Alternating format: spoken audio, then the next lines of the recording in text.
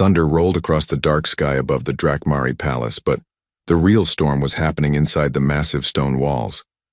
Emperor Vax pressed his clawed hands against the ancient viewing glass and watched smoke pour from the nursery tower. Again, this was the third fire today, and it was barely noon. "Your Majesty," wheezed his oldest advisor, Drak, as he limped into the throne room with singed robes.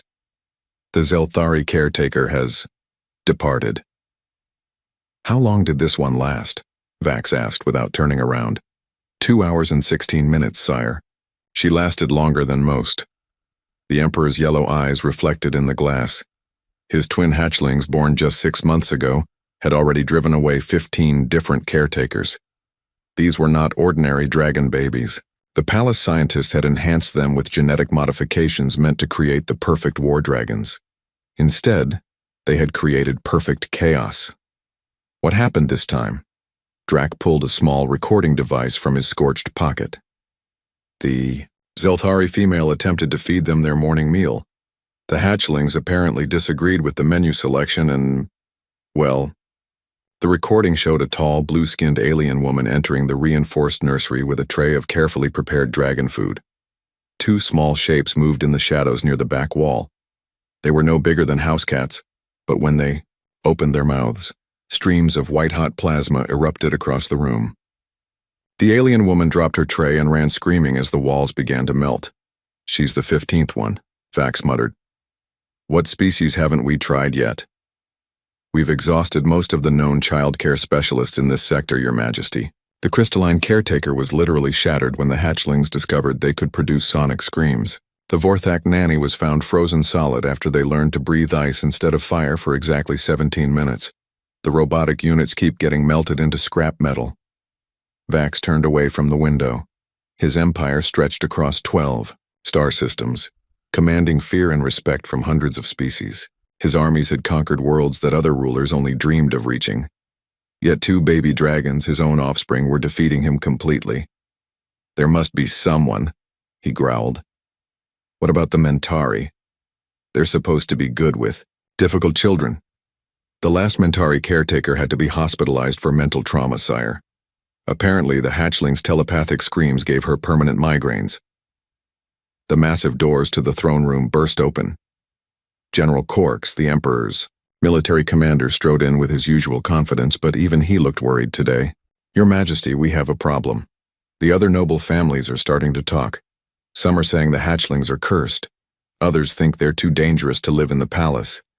There are whispers that maybe they should be relocated." Vax's eyes flashed dangerously. "No one touches my children." "Of course not, sire, but we need a solution." The palace staff is getting nervous. 3 maintenance workers quit yesterday after the babies accidentally melted through the floor of their room and nearly fell into the weapon storage level below. Drak cleared his throat nervously. "There might be one option we haven't explored, Your Majesty." "What?" "The recruitment office received applications from some newer species, ones we don't usually consider for palace positions." Vax raised an eyebrow. "Such as?" "Humans, sire." The throne room fell silent. General Corks made a snorting sound that might have been laughter. "Humans," the general said. "Those primitive mammals from the outer rim, they barely invented spaceflight 50 years ago. What could they possibly know about caring for enhanced war dragons?" Drak shuffled through his papers. "Actually, sir, they have some interesting qualifications. Their application mentioned something called pediatric nursing and child psychology. They claim experience with what they call difficult children." "Difficult children?" Vax repeated slowly. "Have they ever dealt with children who can melt through solid steel?" "Unlikely, Your Majesty. But they're willing to try, and honestly, we're running out of options.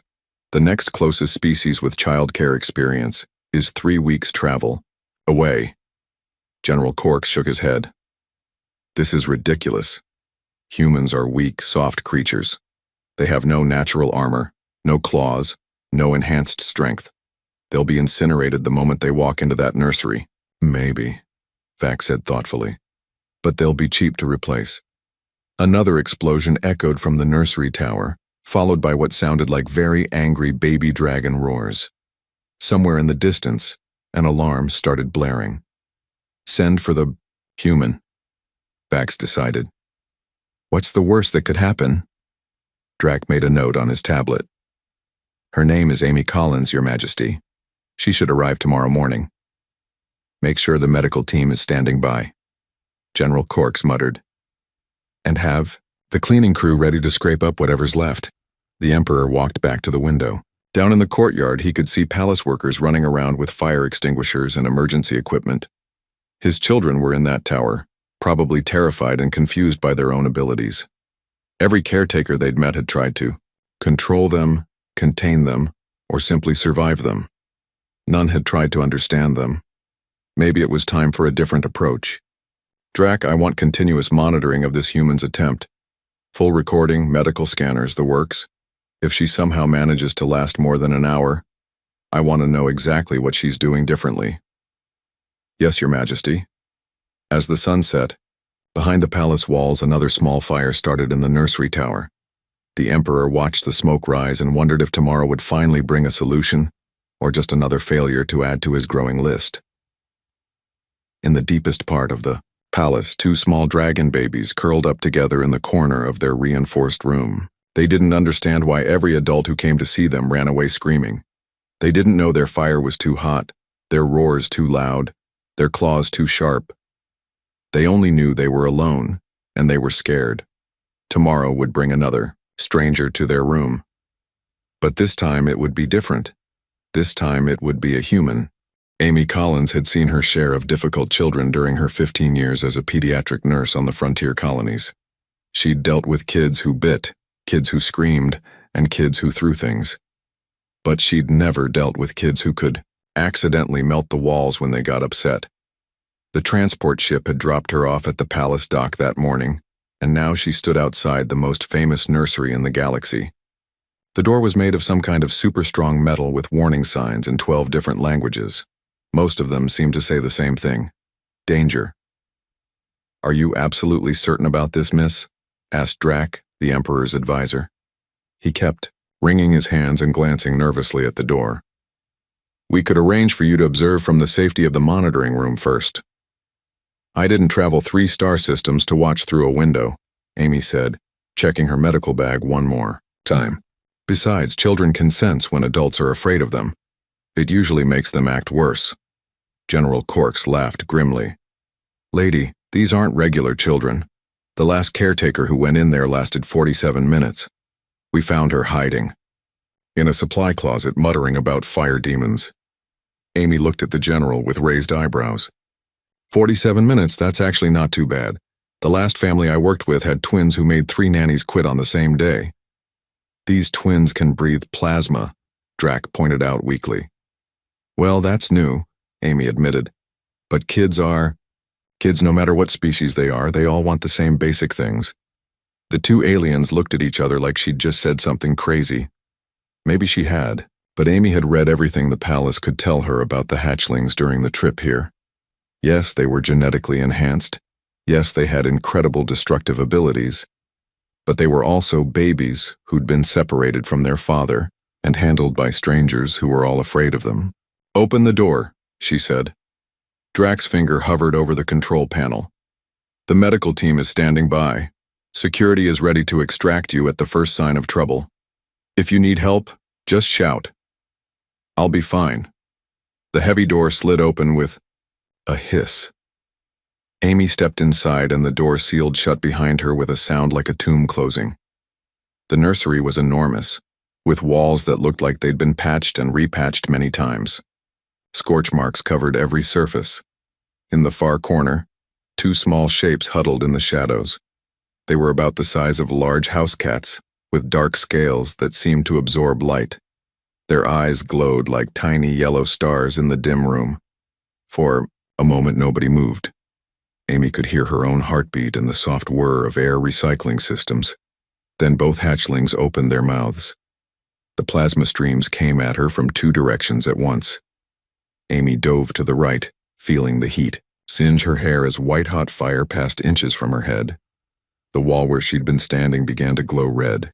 Okay, she said out loud, staying crouched behind an overturned table. That's definitely new. The hatchlings moved closer, their little claws clicking on the metal floor. One of them, slightly smaller than the other, made a sound like a tiny engine revving up. Amy recognized the warning sign just in time to roll away before another burst of plasma melted the table she'd been hiding behind. But as she watched them, something clicked in her mind. Their attacks weren't random. The bigger one always fired first, then the smaller one aimed where she would dodge too. They were working together, which meant they were thinking, planning. That was actually a very good sign for children their age. You two are pretty smart, she said, still dodging.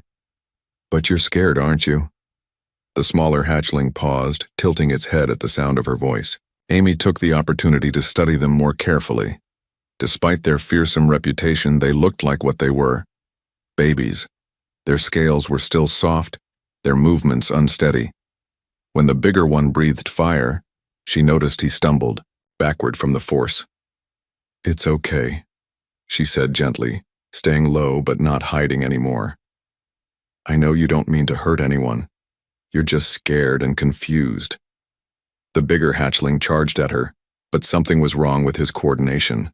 He tripped over his own feet and went sliding across the smooth floor, squeaking in surprise. Without thinking, Amy moved toward him. Easy there, big guy, she said, kneeling down. The little dragon scrambled away from her, but not before she saw something that made her heart ache. His scales were singed around his mouth and chest. He'd been burning himself with his own fire. Oh, sweetie, she whispered. You hurt yourself, didn't you? The smaller hatchling ran to his brother's side, making worried, chirping noises.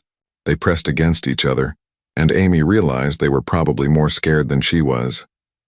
She slowly reached into her medical bag and pulled out a small spray bottle filled with a mild antiseptic that worked on most species.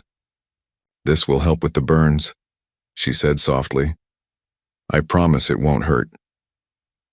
Both hatchlings tensed when she moved closer, but they didn't attack.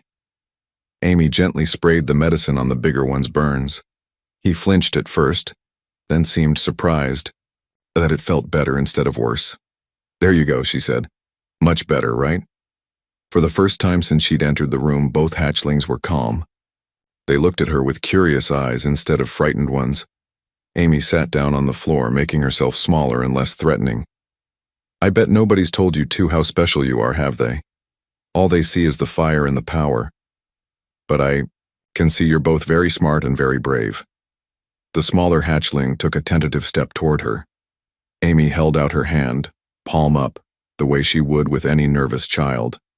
My name is Amy, she said. I'm here to take care of you. Would you like that?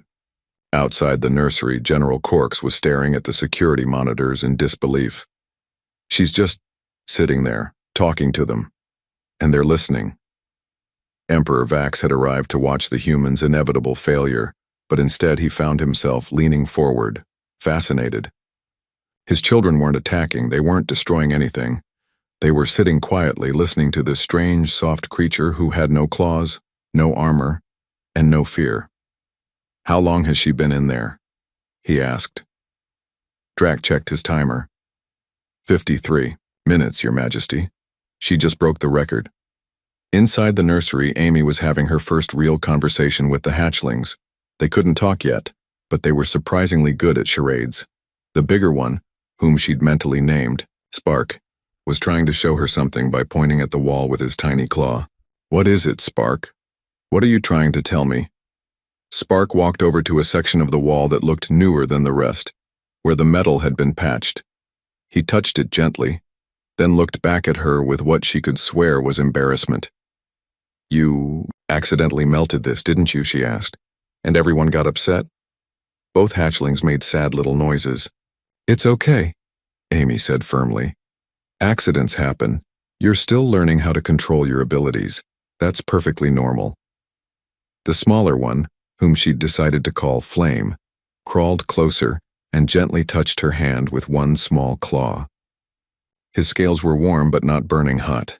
Amy smiled. See? You can control it when you want to. You just need someone to help you practice. On the security monitors, Emperor Vax watched his children interact peacefully with another being for the first time in their lives. Something tight in his chest began to loosen. "General," he said quietly, "cancel the backup plans. I think we may have found our solution." 2 weeks later, the palace was a completely different place. Instead of constant alarms and emergency calls, there was something that hadn't been heard in the royal halls for months: the sound of laughter. Amy walked down the corridor carrying a bucket of ice cubes and what looked like art supplies. Behind her, 2 small dragons followed like devoted puppies. Spark and Flame had grown noticeably in the past 2 weeks, now about the size of medium dogs, but their behavior had changed, even more dramatically than their size. "Good morning, Nurse Amy," called one of the palace guards as she passed. He actually smiled at the hatchlings instead of reaching for his weapon. "What's on today's schedule?" "Ice sculpture target practice," Amy replied cheerfully. "These 2 have been working on their aim." The guard's eyes widened slightly. Target practice with plasma breath still sounded dangerous to most of the staff, but they'd all seen the results of Amy's methods. The random destruction had stopped completely. The hatchlings were learning to use their abilities on purpose instead of by accident. In the nursery, Amy set up her daily ice sculptures on a specially designed metal table. She'd learned that the hatchlings needed to use their fire breath regularly. Trying to suppress it just made them anxious and more likely to have accidents later, so instead of stopping them from breathing fire, she gave them specific things to burn. "Okay, boys," she said, stepping back from the table. "Remember what we practiced. Deep breath, focus on your target, and gentle flames. We want to melt them, slowly, not explode them all over the room." Spark went first. He'd been working hard on controlling the temperature of his fire. Instead of the white-hot plasma that had terrorized previous caretakers, he breathed out a steady orange flame that slowly melted his ice sculpture into interesting shapes. "Perfect," Amy praised. "Much better control than yesterday. Flame, your turn." Flame had a different approach. His fire tended to be hotter but in shorter bursts. He could carve precise patterns in ice with quick, focused breaths. Today, he was trying to write his name in ice by melting away the parts he didn't want. As the hatchlings practiced, Amy made notes in a journal she'd been keeping. Every day she recorded their progress, their moods, and any new abilities they developed. The palace scientists had been fascinated by her observations. "Amy," called a familiar voice from the nursery entrance. She turned to see Drac peering in nervously. He still wasn't completely comfortable around the hatchlings, but he no longer ran away when he saw them. "Yes, Drac?" "His Majesty requests your presence in the throne room, if it's convenient." Amy looked at Spark and Flame, who were still focused on their ice sculptures. "Can you 2 keep practicing while I'm gone? Remember, aim carefully and no accidents." Both hatchlings chirped agreement. Amy had discovered they understood much more than anyone had realized. Their intelligence was advancing rapidly, probably aided by the genetic enhancements. The throne room felt different now, too. Emperor Vax no longer looked like a ruler barely holding on to control.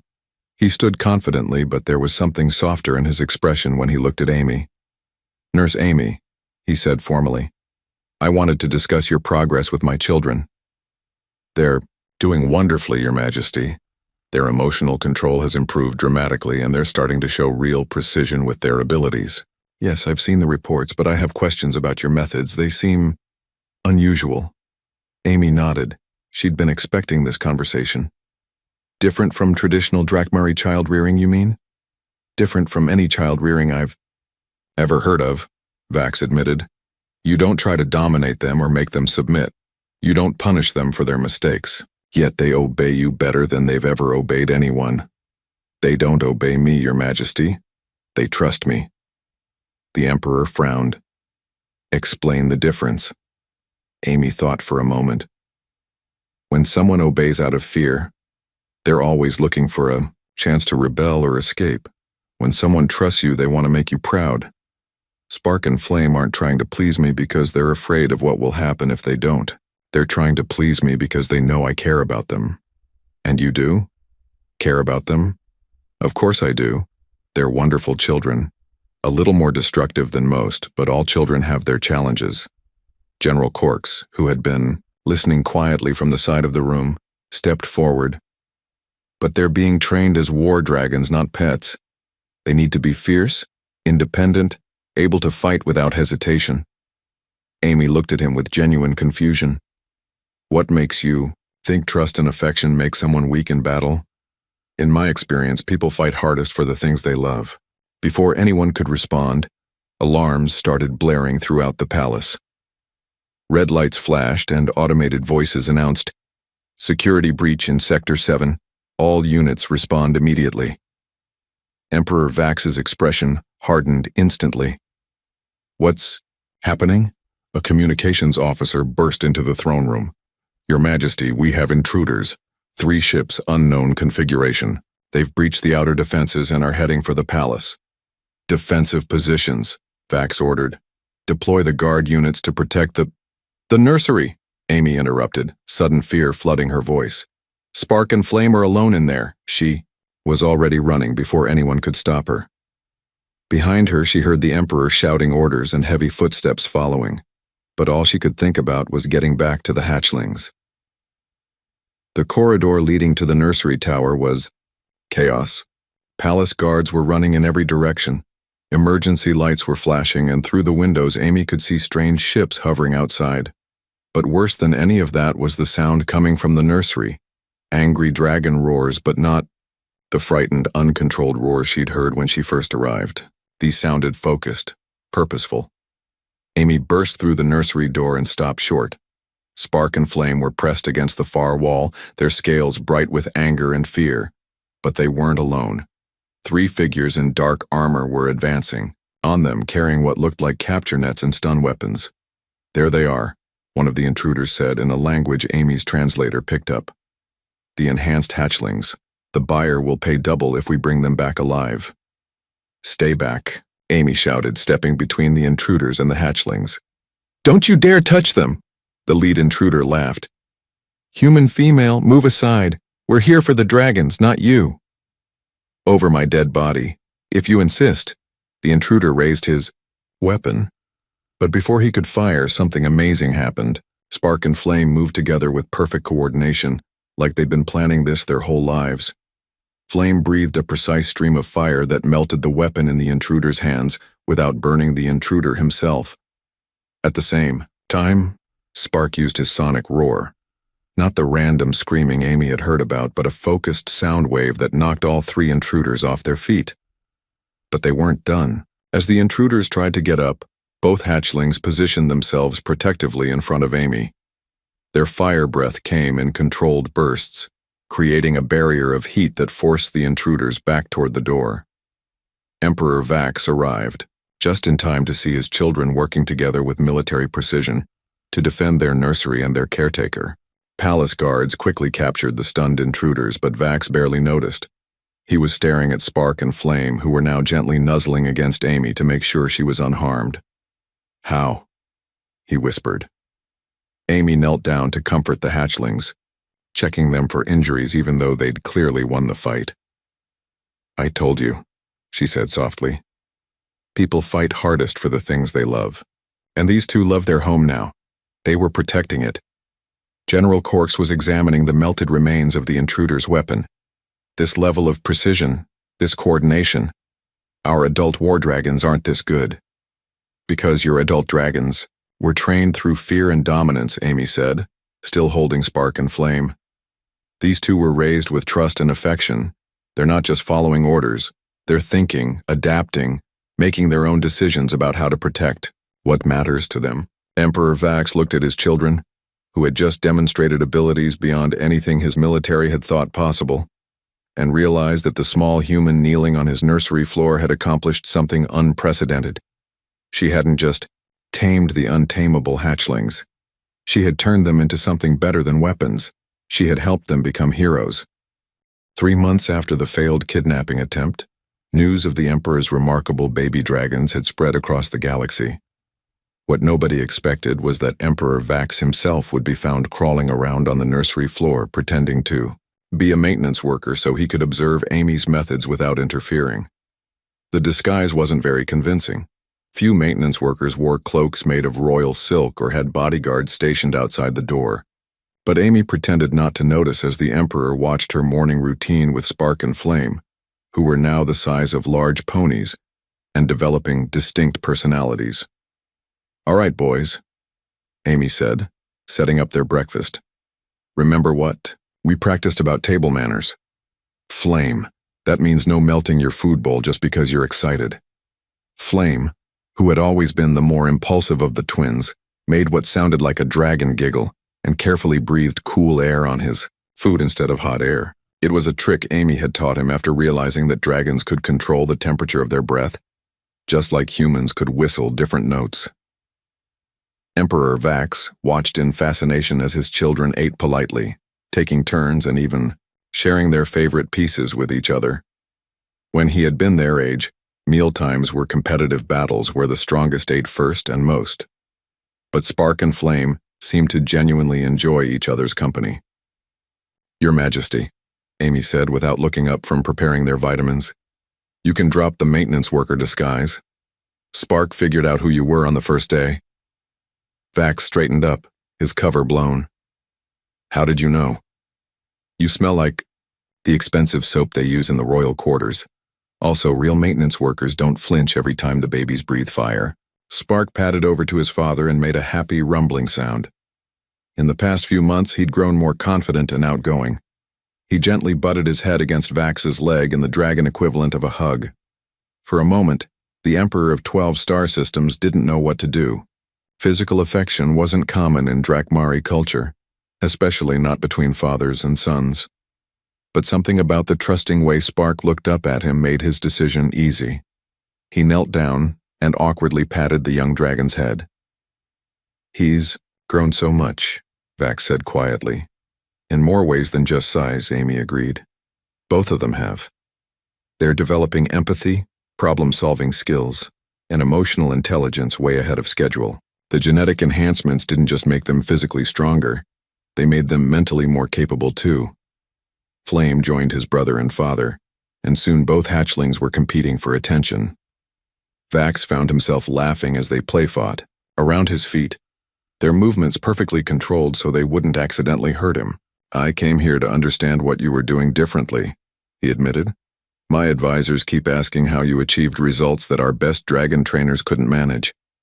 Amy sat down on the floor with them, which was apparently the signal for both dragons to curl up next to her like giant scaly cats. "I didn't do anything special. I just treated them like the intelligent children they are, instead of like weapons in training. But they are weapons, or they will be. The genetic modifications were designed to create the perfect war dragons. Maybe," Amy said thoughtfully. "But perfect for what kind of war?" Before Vax could ask what she meant, an urgent chiming sound came from his communication device. He activated it, and General Corks's face appeared in the holographic display. "Your Majesty, we have a situation. The Nexari fleet has been spotted near our outer planets. Intelligence suggests they're planning to test our defenses." Vax stood up immediately. The Nexari were old enemies, a warlike species that had been probing the Empire's borders for years. How many ships? 12 battlecruisers and support vessels. They're demanding tribute payments or they'll attack the mining colonies. Amy watched the Emperor's expression grow cold and dangerous. This was the side of him that had conquered star systems and built an empire through strength and fear. "Prepare the fleet," Vax ordered. "I'll be there in 30 minutes. "Actually, sir, there's something else. The Nexari commander specifically mentioned the enhanced hatchlings in his demands. Word has gotten out about their abilities. He wants them as part of the tribute." Spark and Flame both made angry hissing sounds. Even at their young age, they understood enough to know someone was threatening their family. "Never," Vax said flatly and cut the communication. Amy was studying both hatchlings carefully. "They want to help," she said. "What?" "Look at them. They know there's danger and they want to protect their home. Just like during the kidnapping attempt." Indeed, both dragons were alert and focused, their scales starting to glow with suppressed energy. They weren't afraid. They were ready to fight. "Absolutely not," Vax said firmly. They're still children. I won't risk them in battle. What if they didn't have to be in the battle directly? Amy asked thoughtfully. What if they could help from here? An hour later, the strangest military briefing in galactic history was taking place in the palace nursery. Admiral Rex, General Corks, and the Empire's top strategic commanders were all sitting on the floor, while Amy explained her idea. The Nexari expect traditional battle tactics, she said, using blocks and toys to demonstrate. They know how our adult war dragons fight: direct assault, overwhelming force, individual combat. But Spark and Flame fight differently. She moved the toys around to show coordination and strategy. They work together, they think ahead, and they can adapt their abilities in real time. Plus, they have something our adult dragons don't have. Which is? Asked Admiral Rex skeptically. They understand the value of precision over power. Watch this. Amy turned to the hatchlings. Boys, show them the communication technique we've been working on. Both dragons took deep breaths and released carefully modulated sonic roars. But instead of the random noise everyone expected, the sounds were clearly patterned. Rhythmic pulses that carried across the entire palace. They can coordinate other dragons from a distance, Amy explained. Not through fear or dominance, but through actual communication. They could direct your entire dragon fleet like conductors leading an orchestra. General Corks was staring. That's not possible. Adult war dragons are too independent, too aggressive to follow complex commands. In battle, adult dragons who were raised the old way, yes, Amy agreed. But what if you had pilots who could communicate with them the way Spark and Flame do? What if your fleet could work together instead of just attacking in the same general direction? The military commanders looked at each other. The idea was revolutionary and completely against everything they'd been taught about dragon warfare. Emperor Vax was quiet for a long moment, watching his children demonstrate their abilities. Finally, he spoke. The Nexari will expect us to meet them with brute force. They've studied our tactics for years. He looked at Amy, but they've never seen anything like this, have they? Amy smiled. No, Your Majesty, they haven't. The next day, when the Nexari fleet arrived expecting an easy conquest, they found something completely unexpected. Instead of the chaotic individual attacks they'd prepared for, they faced a coordinated dragon fleet that moved like a single organism. From the palace, Spark and Flame directed the battle through complex sonic signals that somehow reached across the vast distance of space. The adult dragons, instead of fighting each other for dominance, worked together in perfect harmony. The battle was over in less than an hour. The Nexari, facing tactics they couldn't understand or counter, retreated in confusion and defeat. Emperor Vax found Amy in the nursery afterward, where both hatchlings were napping peacefully after their first military victory. They saved the Empire today, he said quietly. They saved their family, Amy corrected. That's what children do when they're raised with love instead of fear. They protect the people who matter to them. Vax looked at his sleeping children and realized that Amy hadn't just solved his childcare problem. She had revolutionized everything he thought he knew about strength, power, and leadership. The galaxy was about to learn that the most dangerous weapon wasn't the one that destroyed everything in its path. It was the one that brought out the best in everyone around it. 1 year after Amy Collins first walked into the palace nursery, she stood in the same room watching a scene that would have been impossible to imagine back then. Spark and Flame, now the size of adult horses but still growing, were carefully helping 3 much smaller dragon hatchlings learn to control their fire breath. The smaller dragons belonged to allied noble families who had begged Emperor Vax to let Amy train their children too. Word of the miraculous transformation had spread throughout the Empire, and every noble house wanted their future war dragons raised the human way. Gentle flames, little ones, Amy coached as the babies practiced melted small ice cubes. Remember, you control the fire, not the other way around. One of the baby dragons, a nervous little female named Pip, accidentally breathed too hard and melted not just her ice cube but part of the metal table underneath. She immediately curled up in shame, expecting punishment. But Spark was there in an instant, nuzzling the frightened hatchling and making soft, encouraging sounds. He demonstrated the proper breathing technique, showing Pip exactly how to control the intensity of her flames. Amy smiled as she watched. Spark and Flame had become natural teachers, patient and encouraging with the younger dragons in ways that amazed everyone who saw it. "Nurse Amy," called a familiar voice. She turned to see Emperor Vax entering the nursery, but he wasn't alone. Behind him walked a delegation of beings she'd never seen before. Tall, graceful aliens with silver skin and large, intelligent eyes. "Your Majesty," Amy said, noting the formal tone in his voice. "Are we having visitors today?" "Amy, I'd like you to meet Ambassador Lyra and her delegation from the Celestial Federation. They've come a very long way to meet you." Ambassador Lyra stepped forward with fluid grace.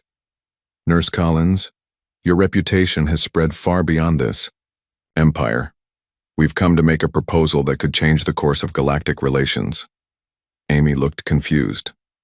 "I'm not sure what you mean. I'm just a pediatric nurse." "You are the human who accomplished what every military strategist in the galaxy said was impossible," Lyra replied.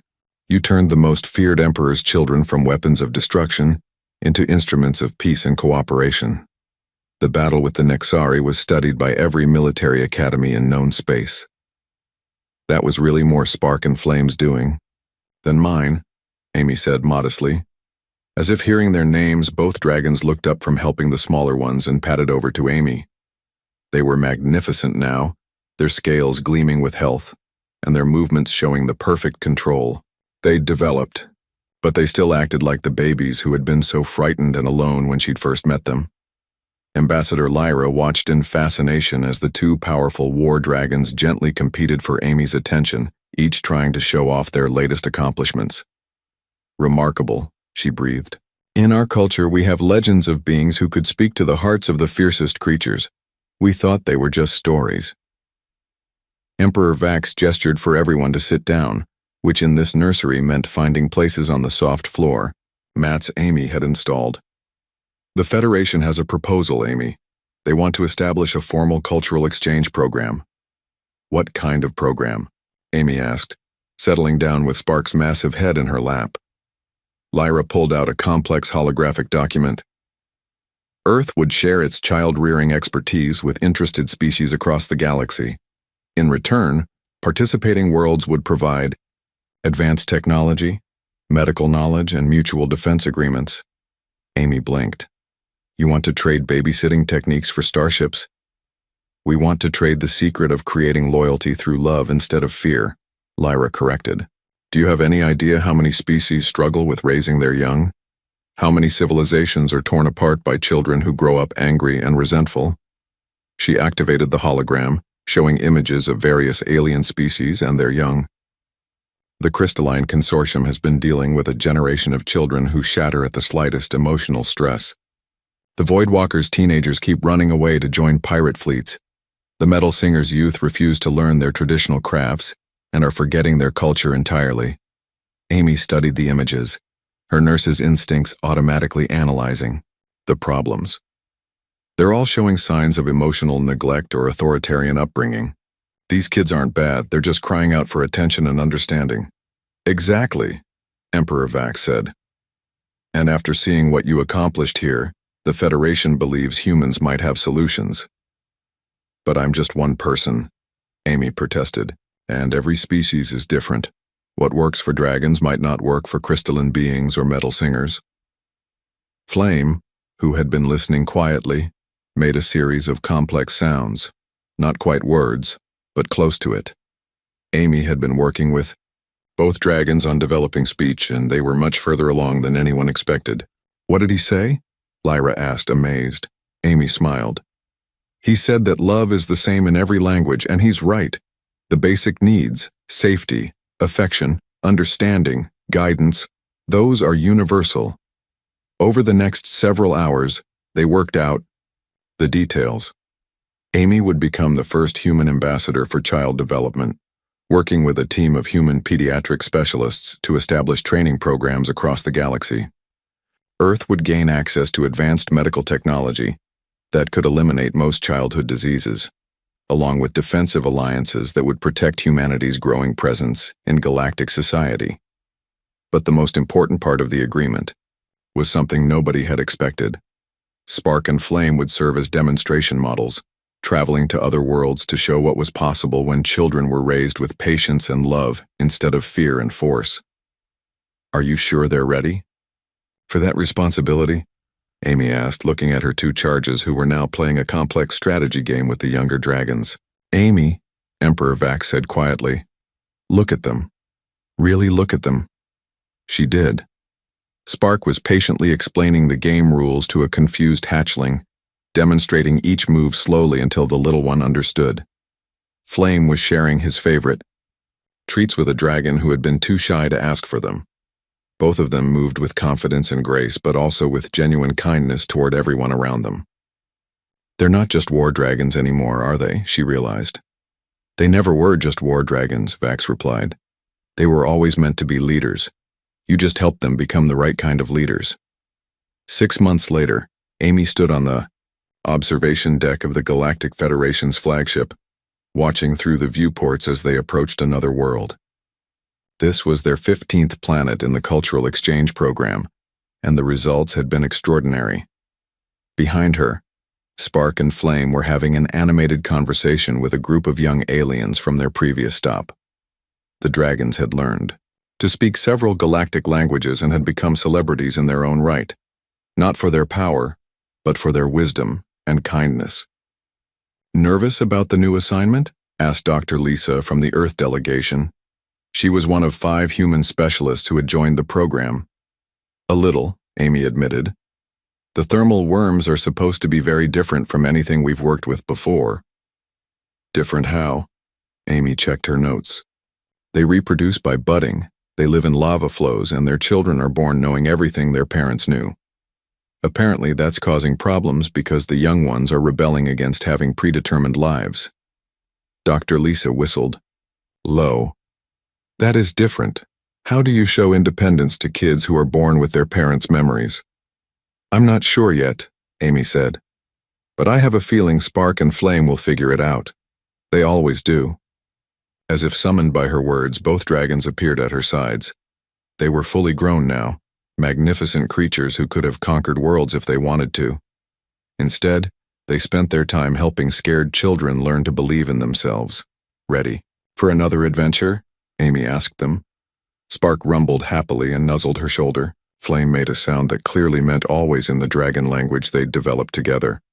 Through the viewport, Amy could see the volcanic world growing larger as they approached. Somewhere down there were children who needed help, families, torn apart by misunderstanding and problems that seemed impossible to solve. But Amy had learned something important over the past year and a half.